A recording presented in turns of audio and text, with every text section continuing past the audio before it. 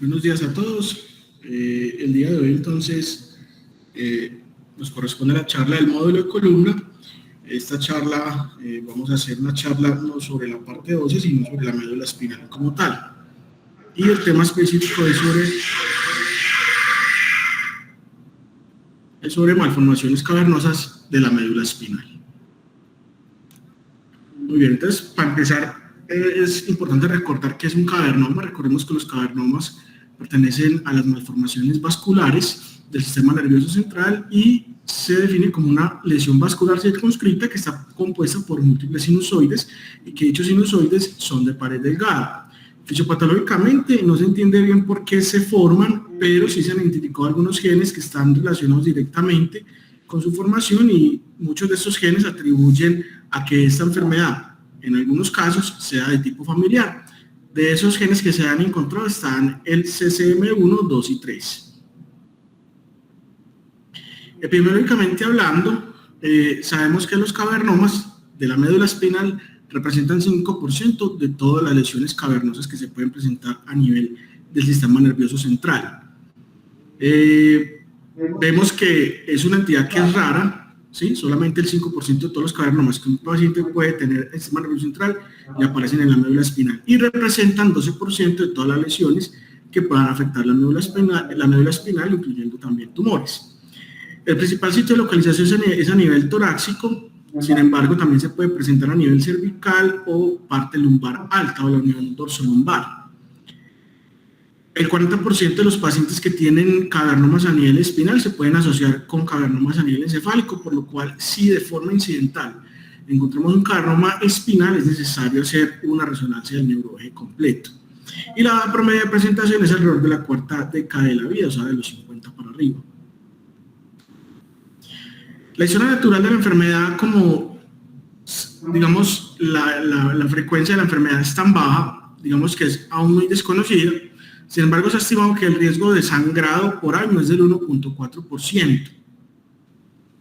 Y se ha estimado que el sangrado que producen los cavernomas medulares suelen ser, digamos, tienen un mayor riesgo que aquellos que se encuentran a nivel encefálico. Y obviamente por su localización, ya que estamos hablando de la médula espinal, cuando esos cavernomas sangran, llevan a una mayor morbilidad para el paciente, ¿sí? Porque muchos de esos pacientes pueden debutar con un déficit agudo neurológico. Desde el punto de vista clínico se han descrito 5 formas de que un paciente con un cavernoma se pueda presentar. La primera forma de presentación es que el paciente tenga episodios discretos de deterioro neurológico y esto se debe principalmente a microtrombosis del cavernoma o microsangrados del mismo, que luego sigue una recuperación completa y así pasa durante meses o años.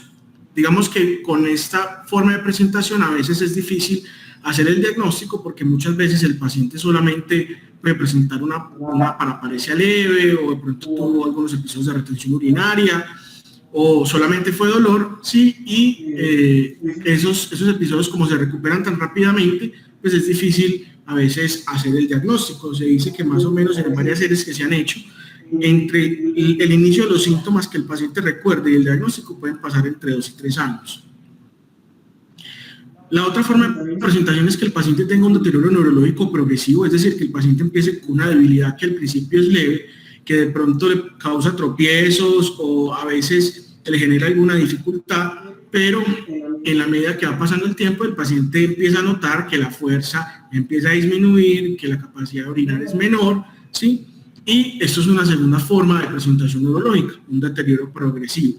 Estos pacientes también, si bien puede ser un poquito retardado el diagnóstico, no lo es tanto como la primera forma de presentación. La tercera forma de presentación, y digamos que es la que más nos llama la atención, es el deterioro agudo. Esta forma de presentación es frecuente también y digamos que es la que nos permite hacer el diagnóstico más fácilmente.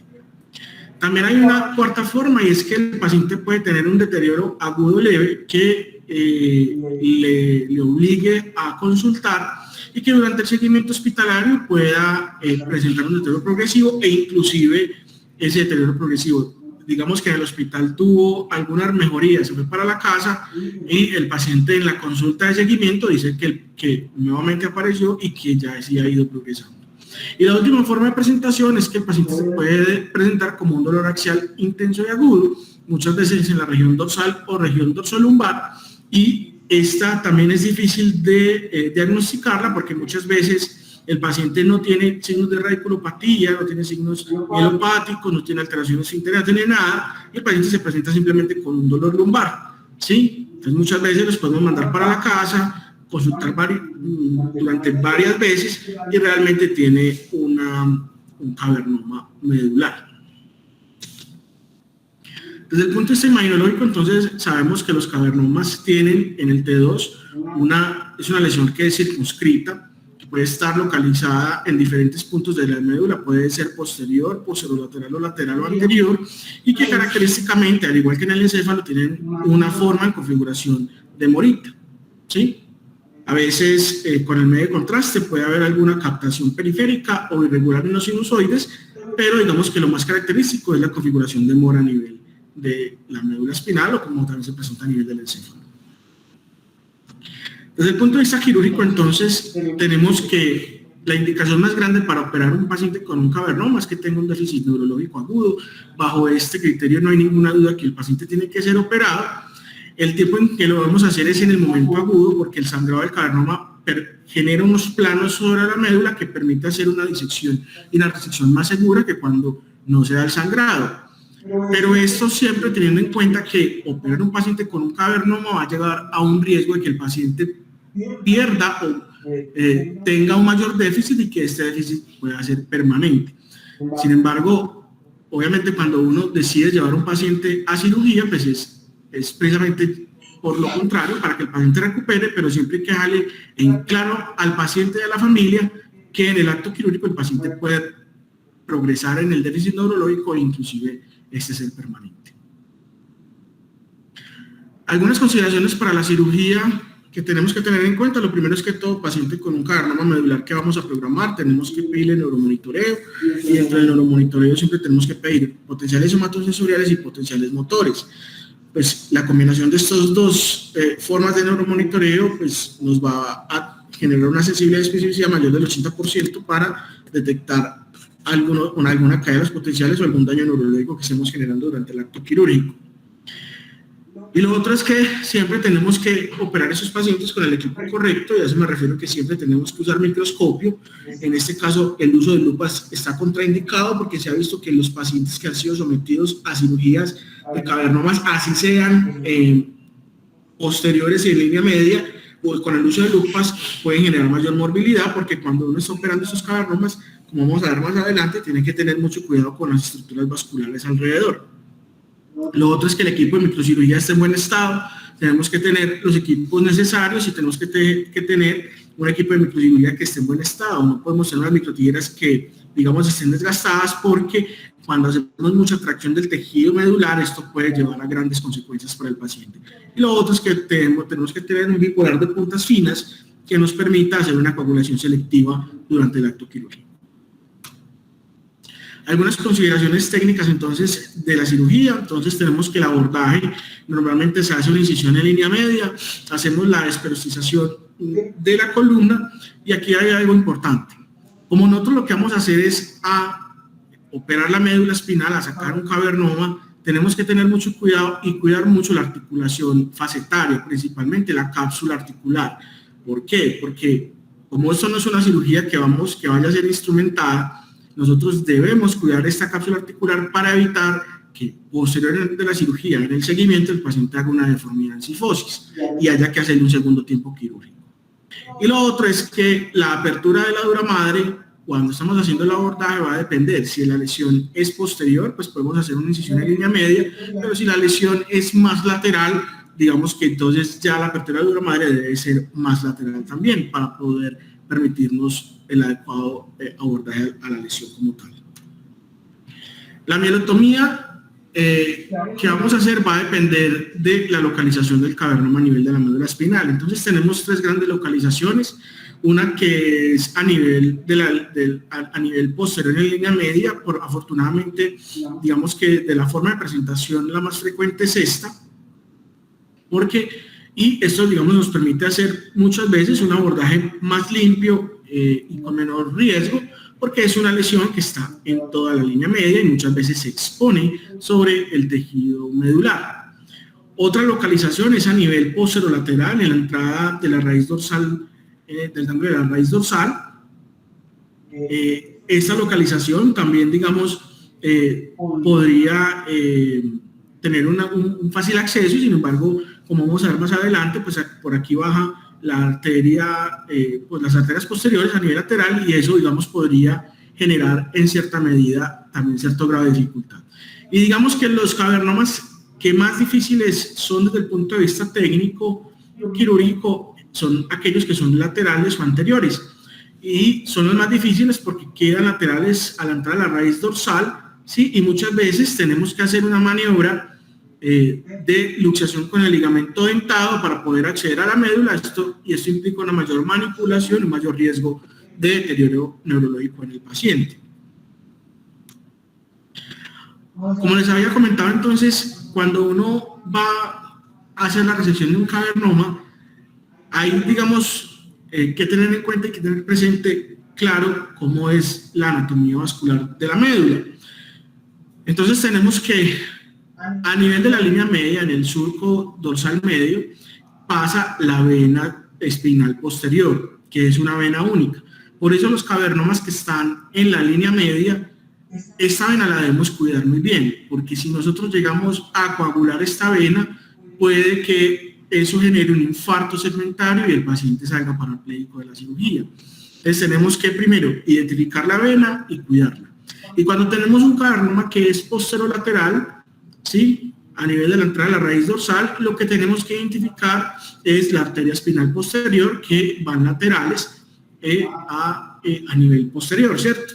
Entonces, digamos que a nivel posterolateral es más fácil usted manipular una arteria que una vena, y por eso a nivel de la línea media, pues tenemos que ser mucho más cuidadosos con esta vena como tal. Entonces, ejemplos de localización, como les venía diciendo, aquí tenemos un cavernoma a nivel de la línea media. Miren que el cavernoma sobresale del tejido medular, y en este caso, como les había dicho, tenemos que tener cuidado con la vena espinal posterior. Digamos que este es el cavernoma más sencillo de abordar y de resecar. Aquí tenemos otro cavernoma, un cavernoma que está posterolateral. Vemos aquí que se tira hacia el lado derecho, ¿sí? Y en este caso tenemos que tener cuidado en la mielotomía con la arteria espinal posterior. Y aquí tenemos un cavernoma que está lateral a la entrada del nervio del ganglio de la raíz dorsal, que es lateral y anterior. En este caso, entonces, como les había dicho, hay necesidad de luxación del ligamento dentado para poder abordar esta lesión. Pero aquí hay otro detalle importante, y es que para poder nosotros hacer esa luxación del ligamento dentado tenemos que fresar parte de la articulación facetaria, a veces parte del pedículo. Entonces, en estos pacientes es muy importante que usted planee muy bien su cirugía, porque muchas veces cuando hacemos esa facetectomía y hacemos esa pediculotomía, puede quedar el segmento muy inestable y usted, digamos, dentro del plan quirúrgico, usted debe haber pedido algún material de osteosíntesis o de artrodesis para poder no dejar el paciente con una inestabilidad segmentaria, porque fácilmente en pocas semanas el paciente le puede llegar una deformidad sifótica. Entonces, siempre que tengamos un cavernoma que sea lateral a la entrada del ligamento, que sea lateral a la entrada de la raíz dorsal, o que sea anterior, como vamos a tener que hacer facetectomía y a veces pediculotomía, siempre entrar con pedir material, pedir tornillos para poder hacer una fijación en caso de que veamos que el segmento va a quedar muy inestable. Muy bien, entonces aquí vemos un ejemplo cómo se hace un abordaje posterior a la línea media. Entonces vemos el cavernoma, mire que tiene forma de morita, que está a nivel de la línea media. Debemos identificar el surco central posterior, que está aquí distal y aquí proximal, ¿sí? Inicialmente debemos con la bipolar hacer, digamos, una coagulación de la lesión por aquí por los bordes, y posteriormente hacer la resección ayudándonos de la microtijera, siempre cuidando la vena espinal posterior, que la vemos acá. Desde los desenlaces, entonces, tenemos que hay diferentes series. Se ha reportado que el paciente presenta una mejoría entre el 48 y 58% de los que son llevados a cirugía, aproximadamente un 20% no sufre ningún cambio y un 30% han reportado empeoramiento de los síntomas. Entonces, por eso es muy importante siempre tomar la decisión quirúrgica en conjunto con la familia y el paciente, dejándole claro que puede haber un 50% de chance de que el paciente siga igual o empeore, ¿sí? Y que las tasas de éxito pueden ir más o menos entre un 50 a 60%. Eso a pesar de que el paciente tenga un déficit agudo. Entonces, digamos que la gran pregunta cuando nos enfrentamos a un paciente con un carcinoma medular es, bueno, este paciente lo opero de una vez o le hago manejo médico. Obviamente cuando tenemos un paciente que debuta con una paraplegia súbita, ahí no hay ninguna duda, pero en el espectro de la progresión lenta, de los síntomas leves, de los síntomas intermitentes, es cuando más uno tiene dudas, si lo opera o no lo opera, o si mejor le hace seguimiento. Entonces eso es un estudio del 2020, dado que la enfermedad es muy rara, pues solamente se han podido hacer reportes, series de casos. En este caso es un estudio retrospectivo con 18 pacientes y lo que querían evaluar era de los pacientes que fueron sometidos a cirugía versus los pacientes que fueron sometidos a manejo médico, cómo era esa evolución neurológica con una escala que vamos a ver más adelante que llama la escala de McCormick.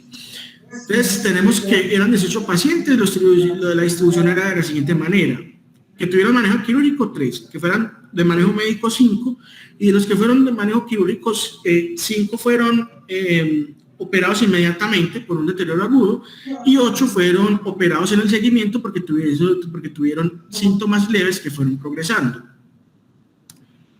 Esta es la escala de McCormick. La escala de McCormick divide el grado de discapacidad neurológica en 5 grados. Grado 1 es aquel que está intacto neurológicamente, ¿sí? Que puede tener dolor. Grado 2 es que tiene algún déficit sensitivo o motor, pero es independiente. Grado 3 es aquel que ya tiene un déficit moderado con limitación funcional, compromiso de esfínteres. Grado 4 es aquel que ya tiene un déficit motor importante, que está con una paresia densa, o sea, una paresia 1 o de 2, ¿sí? Y grado 5 es aquel que ya está cuadripléjico. Entonces, en este estudio, la tabla 1 nos muestra cuáles fueron las características de las poblaciones, y aquí voy a hacer hincapié en varias cositas. Miren que en general la edad de presentación fue alrededor de los 30 años, 35, 40 años. La localización más frecuente fue a nivel torácico, ¿sí? Y el promedio de tamaño fue de 15 milímetros, 1.5 centímetros. Pero miren un dato importante: los pacientes que fueron llevados a cirugía de forma inmediata, o que en el seguimiento tuvieron que ser operados, tenían lesiones más grandes que aquellos que fueron de manejo médico. Otro dato importante también es que la mayoría de pacientes que fueron manejados médicamente solamente tenían dolor, ¿sí? Pero aquellos que ya tenían algún compromiso neurológico, fuera debilidad, alteración sensitiva o disfunción esfinteriana, fueron manejados quirúrgicamente. Esta segunda tabla, entonces, lo que nos quiere mostrar es cómo fue el cambio neurológico medido con la escala de McCormick de los pacientes que fueron operados y no operados, cómo fue el desenlace posterior a la intervención, sea médica o quirúrgica. Entonces, aquí tenemos que en los pacientes que no fueron operados, el 100% tenían una escala McCormick de 2, es decir, tenían alguno que otro síntoma, ¿cierto? Alguna parecia débil o dolor solamente, ¿sí? Y digamos que durante el seguimiento de estos pacientes que fueron no operados, ¿sí? La mayoría continuaron igual, es decir, no hubo ninguna variación. Un paciente pudo tener algún deterioro un poquito más, es decir, empeorar la parecia o ya tener compromiso esfinteriano, y un paciente tener mejoría. De los pacientes que fueron llevados a cirugía inmediatamente, la mayoría tenían un McCormick 4 o 5, es decir, ya estaban prácticamente parapléjicos, y lo que sí vemos es que después de la cirugía, mire que la mayoría pasaron de un McCormick 4 a 5 a un McCormick de 2, es decir, que ganaron una independencia y lograron la marcha. Entonces, digamos que esto es, si bien aquí la pena es significativa, dado que el volumen o la cantidad de pacientes fue muy poca, esto sí nos habla de que intervenir los pacientes que tienen un déficit agudo marcado desde el punto de vista neurológico siempre digamos que es beneficioso para el paciente, uno se la tiene que jugar por el paciente.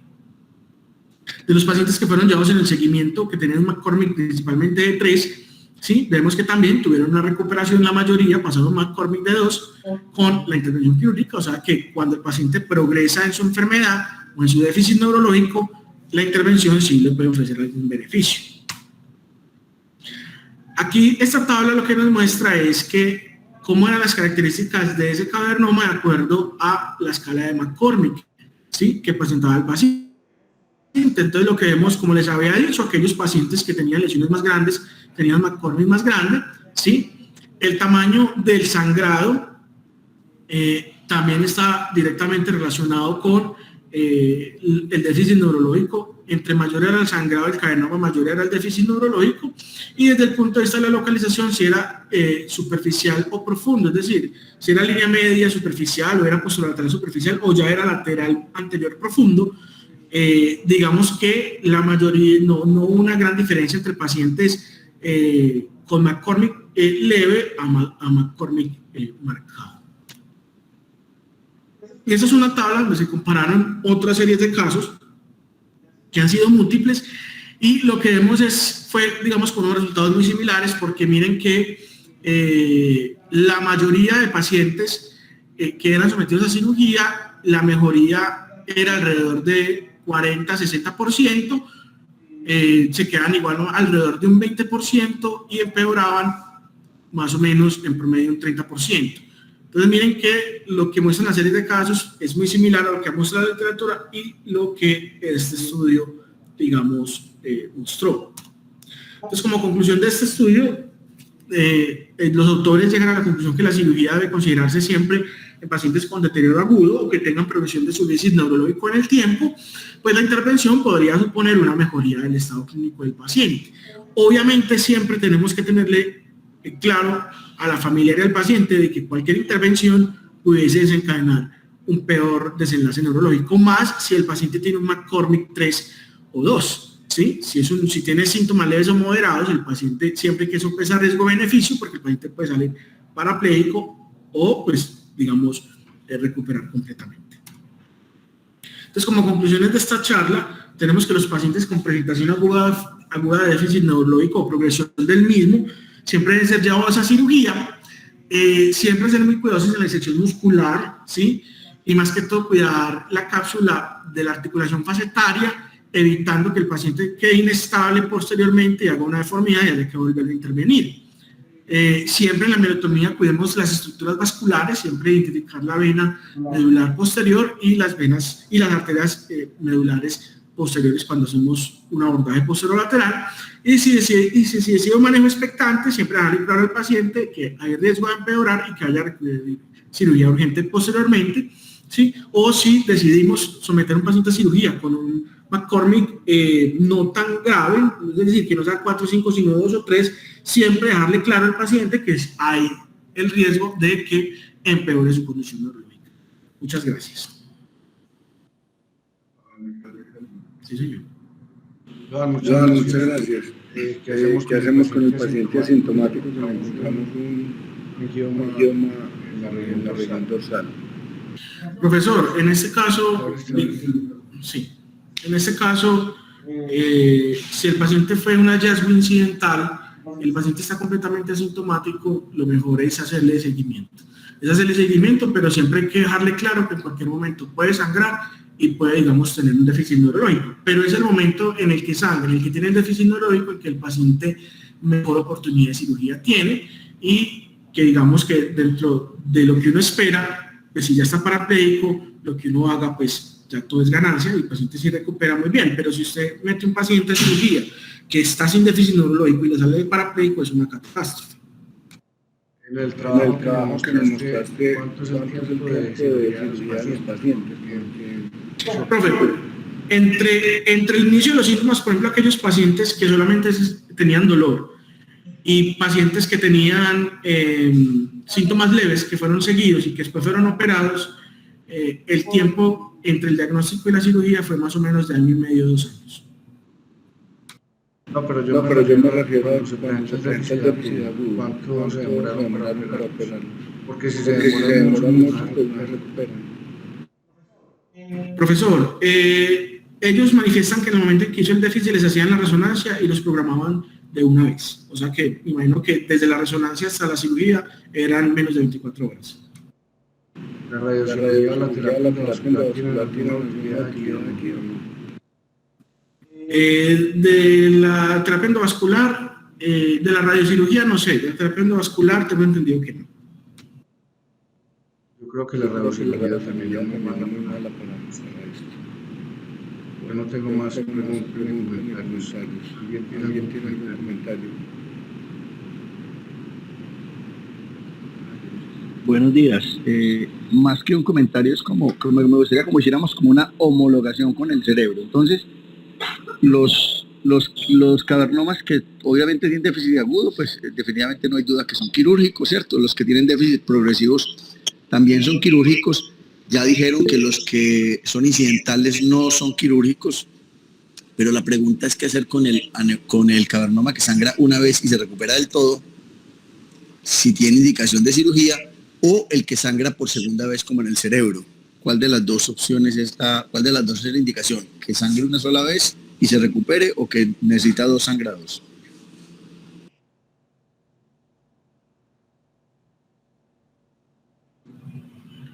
Profesor,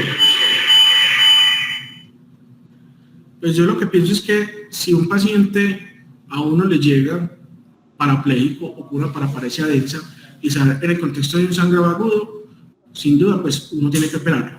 Si el paciente a usted le llega con la historia de que tuvo un sangrado, tiene antecedente cavernoma, tuvo un sangrado, tuvo déficit, se recuperó y el paciente le llega caminando y ya pasó esa parte aguda, yo pensaría que hacerle seguimiento. Obviamente va a tener riesgo de sangrar nuevamente, pero pienso yo que se le explica al paciente que en caso de que vuelva a sangrar o que vuelva a presentar el déficit, consultar inmediatamente por urgencias. Pero yo no lo metería a cirugía ahí después de que haya pasado esa fase aguda y que el paciente se haya recuperado. O sea que la respuesta es, la indicación es la misma del cerebro, que tenga por lo menos 2 sangrados con recuperación. Sí, señor.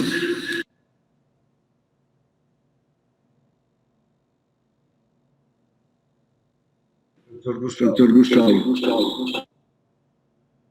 Buenos días, Nacho y Joan y todos. Pues es que yo pienso que en la médula, pues eso no está tan claramente descrito, pero pues, yo pienso que es diferente porque es que en la médula los sangrados generalmente tienen consecuencias mucho más visibles que los sangrados en el cerebro, excepto pues los angiomas del tallo cerebral. No es frecuente que un paciente se recupere agudamente después de un sangrado de un angioma cavernoso medular. Y yo pienso que ahí entra en consideración, como todas las otras variables que se comentaron, como la ubicación y la accesibilidad de la lesión al tratamiento quirúrgico. Entonces, pues obviamente, si es un angioma que implica una dificultad técnica importante, con una morbilidad significativa, pues es probable que si el paciente tiene un sangrado y no causó, un déficit neurológico significativo, es probable que lo mejor sea observarlo, por todo lo que ya se dijo, por el riesgo vascular, por el riesgo de morbilidad neurológica.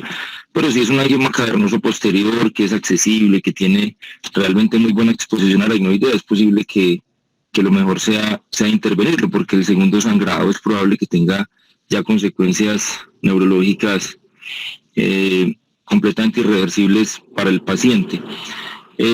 Yo pienso que en resumen, en la médula, yo creo que las variables pueden ser diferentes al cerebro y sí dependen mucho de la ubicación del cavernoma y de qué tan profundo sea el déficit neurológico del paciente.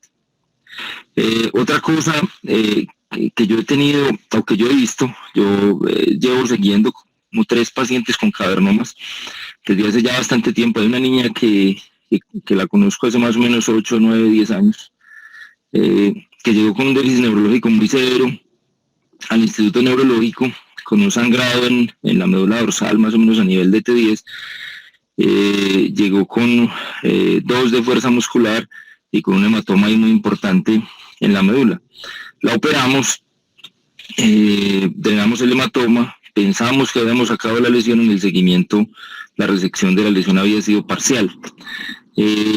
Digamos que en ese momento se decidió observarla, decidimos observarla, pero lo que hemos visto es que en la evolución, ella no ha vuelto a sangrar, pero en la evolución los síntomas han sido muy intermitentes. Entonces yo pienso que una de las enseñanzas que yo he tenido de esa paciente es que el deterioro entre comillas en los cavernomas también puede ser reversible. Entonces, digamos que no, en ningún momento debe ser uno apresurado a tomar una nueva decisión quirúrgica o a tomar una decisión quirúrgica cuando el deterioro, como lo dijo Joan, no sea pues como muy importante y muy significativo para digamos, o que no altere, digamos, severamente la calidad de vida del paciente, considerando que son lesiones que tienen morbilidad quirúrgica y que en mi concepto son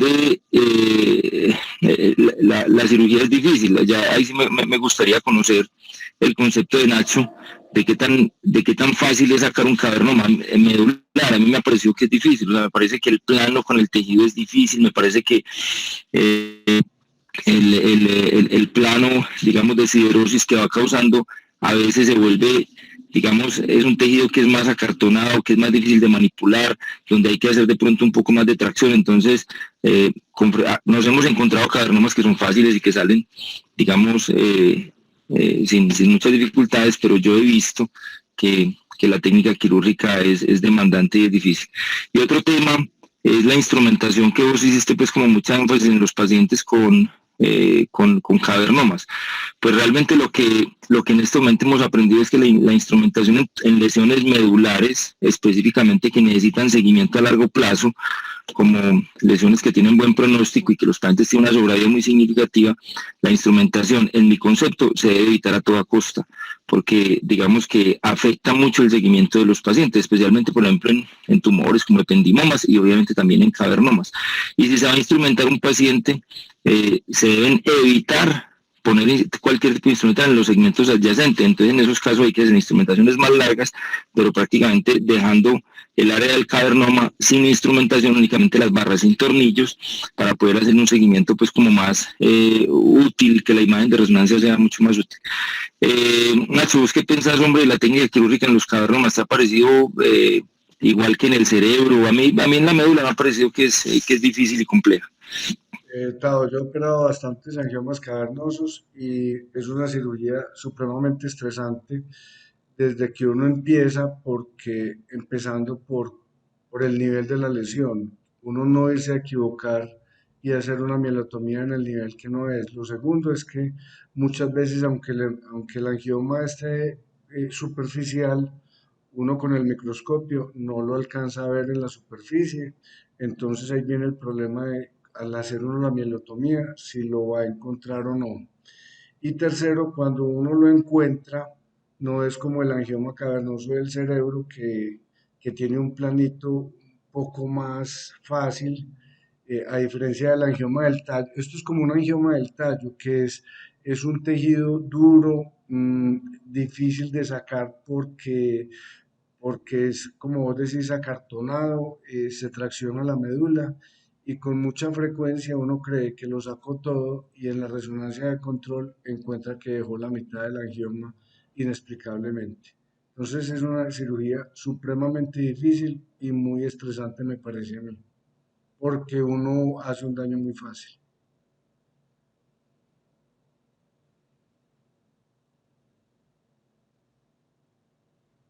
Sí, de acuerdo, Nacho. Yo he encontrado, pues en los pocos casos que he operado, he encontrado lo mismo. Entonces, yo creo que una conclusión grande es no desesperarse con los pacientes con angiomas cavernosos medulares, especialmente, pues porque digamos que uno tiene que manejar la angustia del paciente. Un paciente, pues que obviamente pues, tenga algún tipo de compromiso neurológico, pues eso realmente nunca va a ser fácil de asimilar. Entonces, no dejarse presionar de la angustia del paciente y darle como una espera, porque inclusive muchos pacientes mejoran después de algún deterioro sutil o moderado. Muchas gracias, profesores. Jorge Pulgarín, con tanto